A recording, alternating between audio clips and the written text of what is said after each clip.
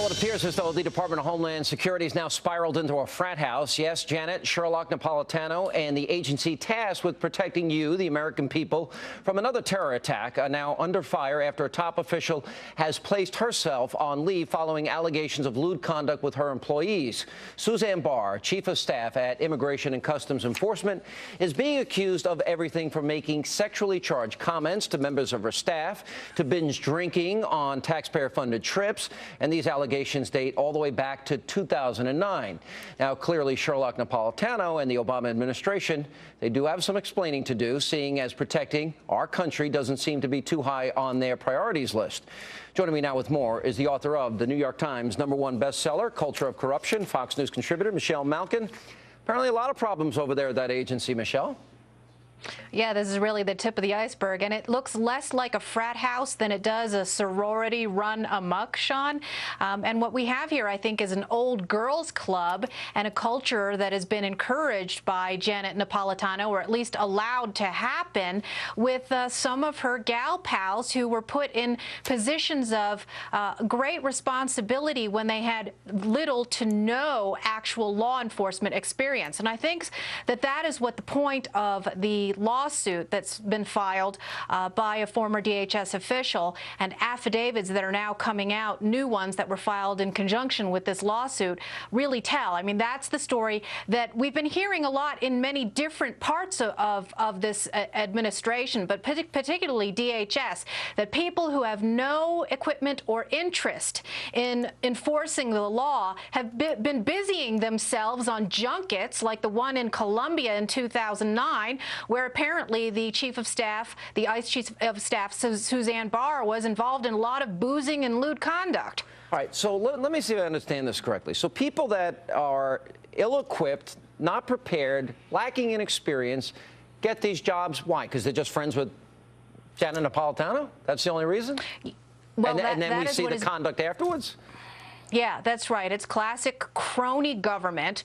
Suzanne Barr worked for Janet Napolitano in Arizona, was her chief of staff there, a political appointee who knew zero about Homeland Security, and obviously, if these allegations are true in this lawsuit, had no interest in enforcing them, which of course would comport with the attitude of the guy in the White House who has signaled many times over that he doesn't want the Department of Homeland Security enforcing basic immigration law. Then we have Dora Schreier, who is very intimately close with Janet Napolitano, again with almost no federal law enforcement experience, in fact, zero law enforcement experience, and it was also a special advisor to Janet Napolitano before she was appointed 5 months after Suzanne Barr arrived at DHS in 2009. All right, what do you make of Biden? You've written recently about him, and we've been talking about him tonight. I mean, it's pretty outrageous, the long litany of attacks now that Team Obama has made. I like the fact that Romney and Ryan are fighting back, and they're punching back hard.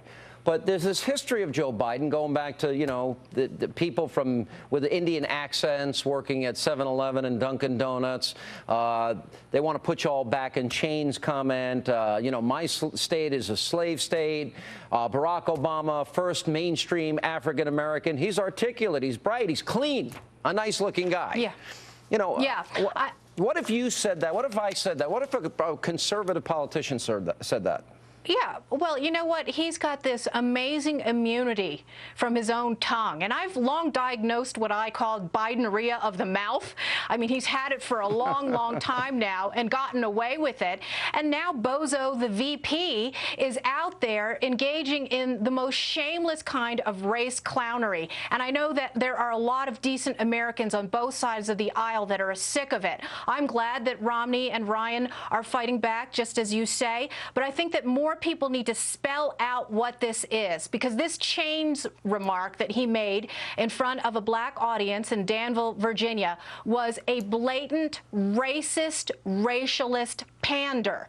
And there are people of color across this country who look at white Democratic politicians who talk down to them and try and talk black and aren't taking it anymore, because what it really is a whitewashing of just how miserable the economic record is of this administration, not just for black people, but for all people. You could take this back to 1998. Missouri Democratic Party radio ad. You elect Republicans, black churches will burn.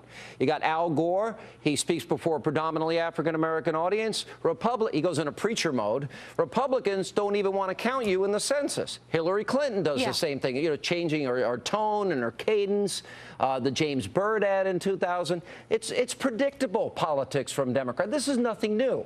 But I think Obama now has taken it to a lower level when it's, about killing people and about felonies and tax cheating and dirty air and water. People haven't paid attention now. I think it backfires. What do you think happens? I hope so, too. I mean, I call it seismically cringeworthy when these politicians adopt these accents and go into black churches. And, yeah, I mean, Hillary Clinton's was most notable because it was just so comically bad. But with Barack Obama himself, I think it's the worst because if you think about the kinds of things he's done to racial pander, it isn't merely mimicking an accent. He makes things up. Who can forget among us who are informed in 2007 in Selma when he made up part of his biography to try and endear himself to civil rights people. He said that the Selma Bloody March was responsible for him being born when he was born 4 years before the event. And the kind of fabulous impulse of the progressives, I think, has to stop. And we have to draw the line and appeal to decent people. That the first reaction when Paul Ryan gets named as the vice presidential candidate on the ticket is to point out that he's a white guy. What does that have to do with anything? What happened to post-racial America, Barack Obama? If this works, this is all America's going to see and worse. If they're rewarded for this type of sleazy campaigning, then we'll never see an end to it. But I got to run. Michelle, always good to see you. You bet. Take care.